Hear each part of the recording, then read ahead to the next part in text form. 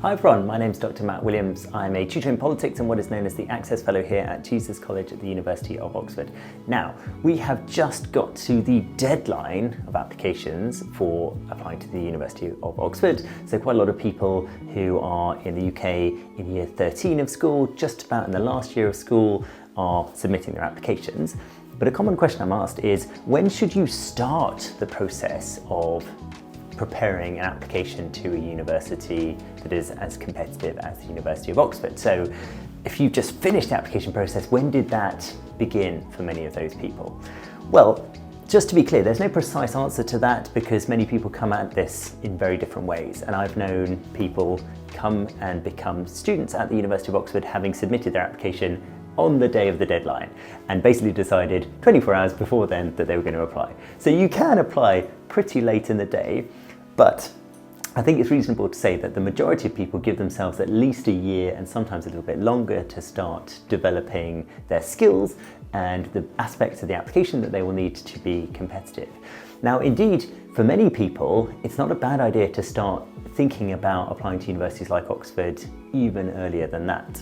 And so this video is more geared to those people who are at that sort of middle school age. So in the UK, that would be years 10 and 11, and people who have not yet taken their GCSE exams, who still have about 2 or 3 years left at school to look forward to, and they are beginning to wonder about whether they would like to apply to a university, and they might start thinking about specific universities, but it's all very exploratory. That is a pretty good time to start thinking about what you could be doing. It's not required, it's not guaranteed that will make you more competitive, but it's just a good idea for a number of reasons. And I'm going to give you my 5 top tips on what you could be doing if you are in year 10 or 11 at school, or indeed if you're about sort of 2, 3, 4 years away from applying to a university, what you could concretely be doing.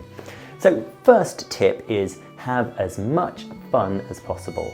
Oxford University is not a joyless place where we just learn and we read books until we cry and then we go and have really boring evenings. No, this is a place of joy. We are doing some very serious things. Oxford University has been working on a malaria vaccine, we're working to cure cancer, we're working to deal with climate change, but we do so through passion, through absolute love of learning and discovering the incredible universe and world that is around us all the time. And so you should try and have as much fun as possible, really sort of cultivate that joy of learning in yourself. So if there's something that you have encountered in your school studies that just set your heart on fire for whatever reason, go and dive down that rabbit hole. Go and read some more books about it, maybe look up some articles online, maybe look up some YouTube lectures, maybe listen to some podcasts about it. If you're really into maths or computer science, you could enter some maths competitions, you could enter a hackathon.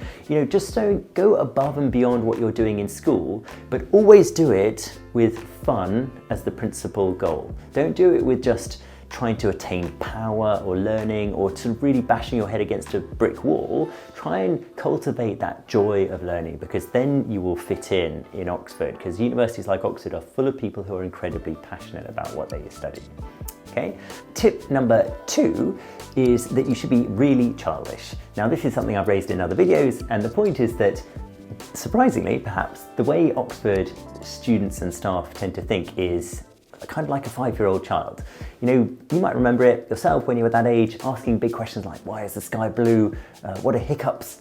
Stuff like that, which is basically how we approach the whole world here in Oxford. That's how we deal with huge problems like, how are we supposed to tackle climate change? It starts with that sort of really open-minded, wide-eyed curiosity that 5-year-olds have absolutely nailed.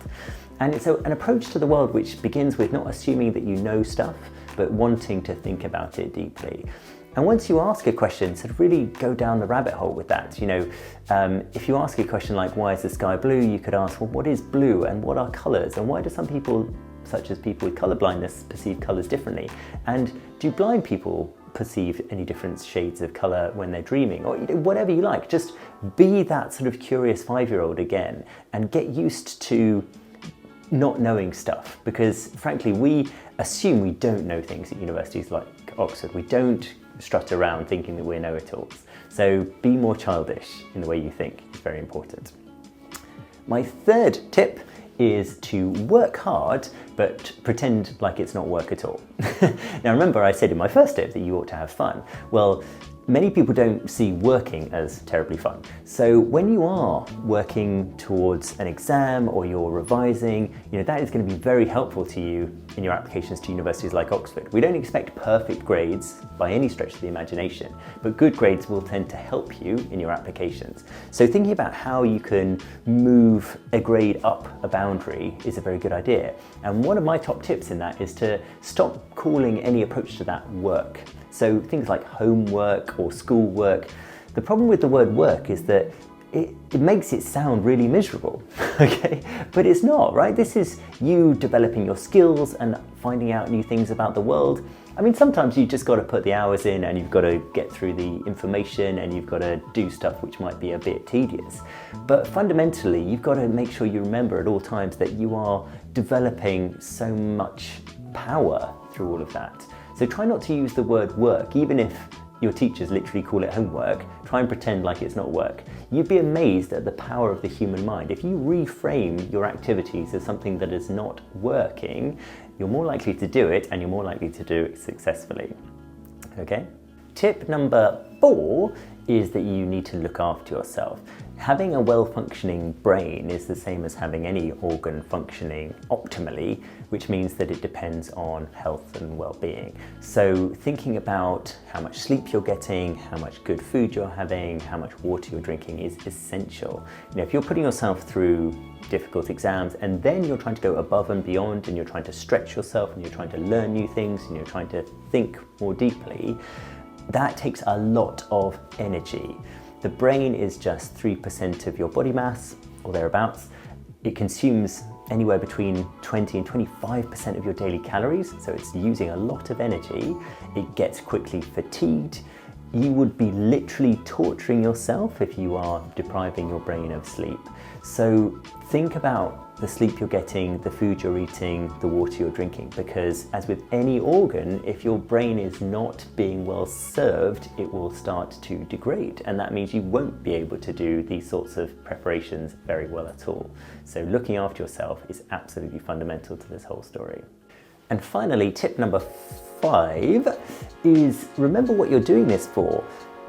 What a lot of people do when they apply to universities like Oxford is they start super early and they get prepared because they want to go to this super famous university so that they can feel validated, so they can feel special and important, perhaps so they can silence critics that they've had or they think they've had in the past. I'm afraid that's not likely to be a very effective strategy because you're going to be putting so much pressure on yourself to get into Oxford in order to prove your worth that you'll lose sight of what Oxford tutors like me are actually looking for. And what we're looking for is that passion, it's that depth of feeling and concern and interest in your subject and the skills that you would be required in order to pursue that subject at the right level. So whilst you're thinking about applying to universities like Oxford in year 10, year 11, always start with the reason you're doing this is in order to better understand the world, learn some new things and have a lot of fun. Don't think about your goal as to prove someone wrong or to get back at someone or to validate yourself, because if you do so, you'll be emphasizing the wrong things and it won't help you in making a competitive application to universities like Oxford. So the overall theme of those 5 tips therefore is, remember how much fun it can be to learn stuff and how much power you can take away from that learning process. And whilst you don't have to start early, you don't have to start in year 10 at school, it will do you no harm to do so. And indeed that can give you more time and space in order to develop those passions, develop those interests and take them as far as you possibly can. And then by the time you are ready to submit an application in year 13, when you're about 17, 18 years old, you will be just the sort of person that we're looking for, someone with the academic ability and potential to take their subject to the next level. So I hope that's been helpful and interesting. Let me know in the comments if you have any questions or comments, and I'll see you next time. Thanks so much. Bye now.